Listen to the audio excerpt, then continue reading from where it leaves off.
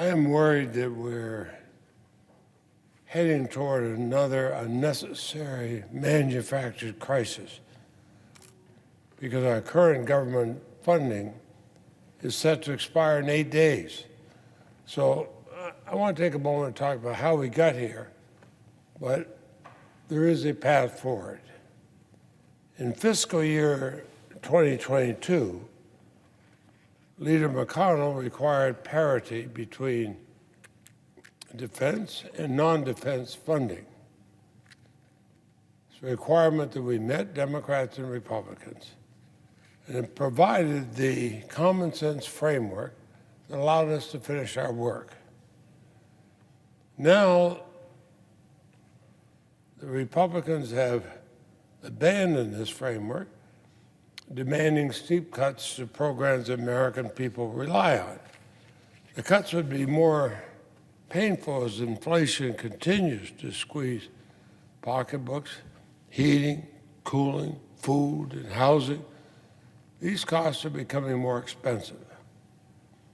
Now, they have justified this change of tactics by claiming the Democrats spent $700 billion in reconciliation bills. They should negate the need to provide parity to non-defense programs. Well, of course, there's an obvious flaw in that kind of reasoning.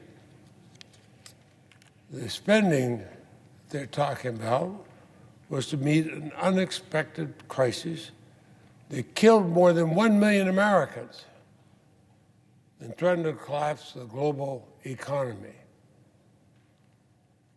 Did people expect us not to defend Americans at that time?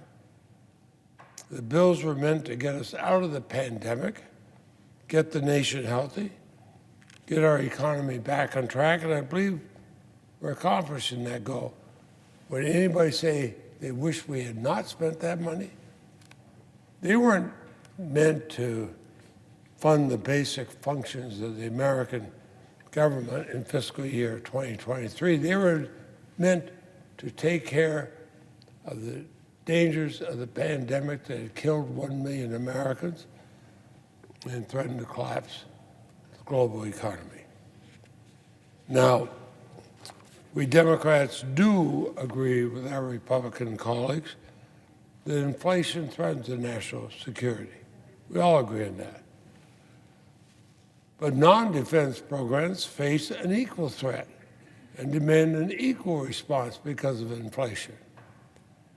And if we have inaction on the Republican side, that threatens bipartisan priorities and programs that both Republicans and Democrats support. Without an omnibus, the bipartisan CHIPS law, remember the CHIPS law? That passed this summer. It's to help our country compete with China. Well, it won't be funded.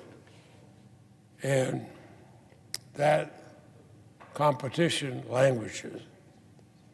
And our promise to our veterans will be broken as the Bipartisan Act would go underfunded.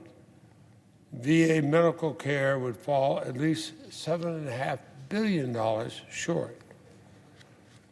Without an omnibus, those who are opposing the omnibus or those who by inaction won't support getting an omnibus before us, it will defund the police by slashing assistance to local law enforcement. It will keep 1,500 police officers off the streets and out of our communities. And facing the surge in domestic violence, it will be the inaction of those who are not helping us get an omnibus bill through. It will leave the bipartisan reauthorization of the Violence Against Women Act without the new funding it needs. Remember when I and others rewrote the Violence Against Women Act? We added the LGBTQ community, we added the Native American community, and we added money to go after those who are predators of children. Now, Republicans may want to blame Democrats for stifling the economy, but it's their position that will shortchange funding at our ports of entry and strangle the flow of commerce and the economy's ability to grow.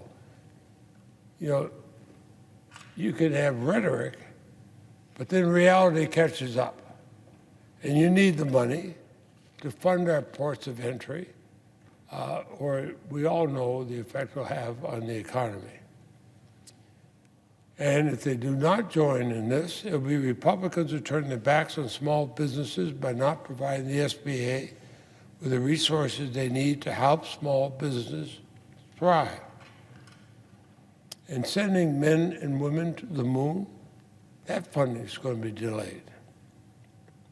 For months, we Democrats have asked our Republican colleagues to join us at the negotiating table. For months, we were met with dead silence. Now, at this very moment, my door, the doors of my staff are open to join us in this work at any time. But time is running out. We have to move forward. I've stayed here the past several weekends to be available for any kind of negotiations people want. So to move this forward, I hoped we'd have a bipartisan bill on the floor by now. On Monday, Chair DeLauro of the House and I will introduce an omnibus bill that we believe is fair and bipartisan. It will fully fund defense at the NDAA level, and it will provide the needed increase to non-defense programs to both stave off inflation, but especially to help the American people. And to show our good faith, we eliminated the so-called poison pill riders that Republicans have objected to, and we firmly believe this bill can and should earn the votes of at least 10 Republican senators. So I think it's a reasonable path forward. Money runs out on December 16th. I think it would help if my Republican friends accept yes for an answer. There's plenty in here where both Republicans and Democrats can declare victory. But most importantly, the American people can declare victory. Each side will get a large part of what they want. But the most important part, American people will get what they need. We should call this an American bill. It's not a Republican or Democratic bill, it's a bill for America. Because if we don't do it, we're going to have a continuing resolution at last year's level with no adjustments for inflation and the real-life consequences that entail. I would hope no Republican wants that.